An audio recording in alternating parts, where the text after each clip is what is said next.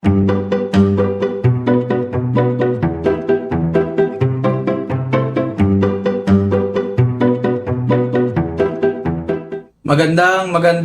araw pong muli sa inyong lahat. Nagbabalik ang inyong lingkod. Konting kaalaman at gabay sa ating pang-araw-araw na buhay. Talakayin po natin sa sandaling ito, pinamagatang What Happened When You Learn to Be Generous? Ano ang pwedeng mangyari at ano ang pwedeng maging sukli o resulta kapag ang isang tao'y naging mapagbigay? Alam nyo, naniniwala po akong lubos na pagdating sa salitang pagbibigay, ito ay pinaka-problema lamang ng puso. Ano? Kasi kapag ang atin namang paglalaanan ng pagbibigay ay sa Diyos mismo, o kaya tayo sumusunod lamang sa pamantayan ng Diyos, kapag ayos ang inyong puso, walang problema yan eh. Pero alam nyo, kapag may problema ang ating puso sa pagbibigay, kahit anong liwanag ng salita ng Diyos, either magiging pasaway tayo o argumentohin natin o kaya magiging matigas ang ating puso. So, nasa puso po yan. Ang sabi po ng Proverbs 11:25 ay ganito. So, what happened when you learn to be generous? Ang kaluluwang mapagbigay ay tataba at siyang dumidilig ay madidilig din. Ganda, no? Yung mapagbigay, babalik sa iyo yun eh. At siyang dumidilig ay madidilig din. Ang kaluluwang mapagbigay ay tataba. Salita ng Diyos yan, hindi magmimintis yan. Establish muna natin ang foundation na sinabi sa Psalms 24 verse 1, ang lupa ay sa Panginoon at ang buong narito ang sanlibutan at silang nagsisitahan dito. So pinaka-foundation mga minamahal mga kaibigan, wala naman tayong pag-aari sa mundong ito. Lahat galing sa Diyos. Kaya doon pa lang, wala na tayong karapatang maging madamot eh. Pero itinatama natin yung pagbibigay, may maling pagbibigay, may tama eh. Depende sa puso, depende sa motibo. Pero one thing is sure, lumabas tayo sa bahay bata ng ating magulang, wala tayong dala. At uuwi tayo, wala rin tayong dala. Lahat galing sa Panginoon. So ito mga puntos regarding what happened when you learn to be generous. Number 1, everything we have or everything you have is a loan from God.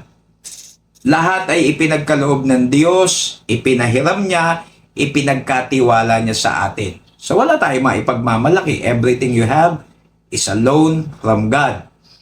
Number 2, God could take away your money in an instant, or He could double it or triple it in an instant as well. So, ibig sabihin, hindi natin pwede sabihin na ngayon wala ka habang buhay kang wala. Hindi. Baka magulat ka, bukas, milyonaryo ka na. At yun namang nagsasabing mapera ka ngayon, wag mong ipagmalaki yan habang buhay, baka bukas wala na yan. So, depende sa Diyos. Ano po? Dahil siya naman ang may-ari ng lahat. Number 3, He wants you to learn not to be selfish and be more like Him. Kasi nung magkatawang-tawa ang Panginoong Hesus, hindi po siya naging madamot sa mundong ito. Ang Diyos mismo na nasa langit, ang ating sinasamba na Diyos Ama, hindi po siya madamot kailanman. Kaya ano ang pwede natin idahilan para maging madamot? Kung yung Diyos nga natin mapagbigay eh. So gusto niya matutunan natin yun mula sa Kanya. Siya ay nagbigay halimbawa ng salitang pagbibigay. And number 4, titignan niyo yung Proverbs 11:25, you will be a blessing to others and continue to be blessed by God. You will be a blessing to others and continue to be blessed by God. Ulitin ko talata, ang kaluluwang mapagbigay ay tataba. At siyang dumidilig ay madidilig din. So alam ng Diyos, ano man tanim mo, aanihin mo. Nagtatanim ka ng konti, konti, ani mo.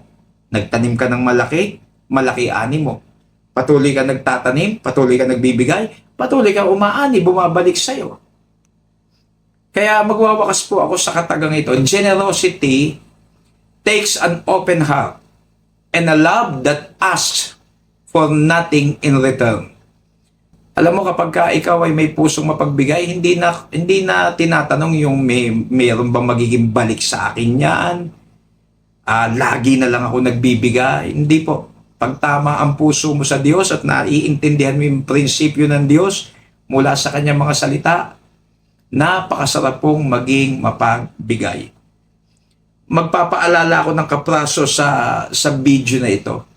Alam niyo po, kung pagtagumpayin ng Diyos itong platform na itong ginagawa namin, hindi po ito para sa akin. Alam po ninyo, kayong mga nakikinig, na-establish po to at nagtibay dahil gusto namin kung i-bless ng Diyos to, ay makasuporta pa kami sa mga naglilingkod sa Diyos at sa mga pastor at sa mga misyonary. Yun po ang puso namin ng buong team na ito. So, what will happen when you learn to be generous? A generous person will prosper. Ito po ang inyong lingkod, ang Peking Kano.